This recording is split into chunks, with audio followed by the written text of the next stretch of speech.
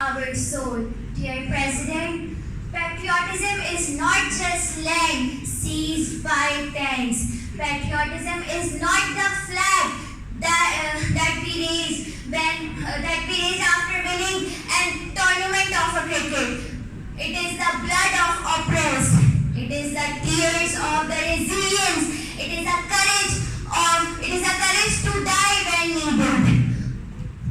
Today, Mr. President, I expose how nations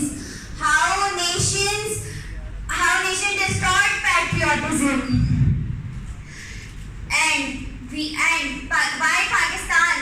why Pakistan's sacrifice is important. In 1947, our forefathers did not seize a land; they fled for it. Millions crossed borders with empty hands, but hearts were full of faith.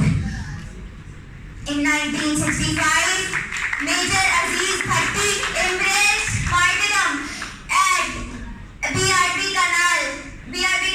He did not scream that to India. He whispered, "I serve myself." In 1971, Rashid Minhas crashed his plane to save his homeland, not to destroy others. Let's now witness Palestine. Israel waves its flag as patriotism, but Israel massacred the innocent people in Gaza, in Rafah. Is it the patriotism? And they call it defense. This is not the true definition of patriotism, they say. I asked to the Mr. President, what is the patriotism? What is your patriotism? Is it the aggression of power? Or when you see injustice, will you be the bulldozer or you ignore it?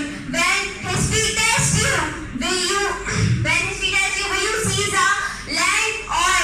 you seize a land or offer your blood? Sacrifice wears two faces. In Gaza, a doctor works for 72 hours without sleep.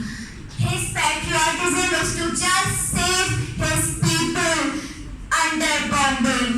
In Islamabad, when Dr. Osama Riaz died fighting COVID-19 for straight 28 days, his last words, "Save my patients first." This is the patriotism. Patriotism lies in the silence of sacrifice. Qaid-e-Azam warned us, do not forget the injustices of the powerful. When Israel annexes Gaza, shouting, "Live long Israel." This is not patriotism. When India annexes Kashmir, chanting, "Bharat Mata ki Jai," this is not patriotism. Patriotism is when Captain Ahmed Khan died saving his fellow brothers in Skardu. Patriotism is the APS student shielding his class fellow from the bullets. This is true patriotism. So rise Pakistan.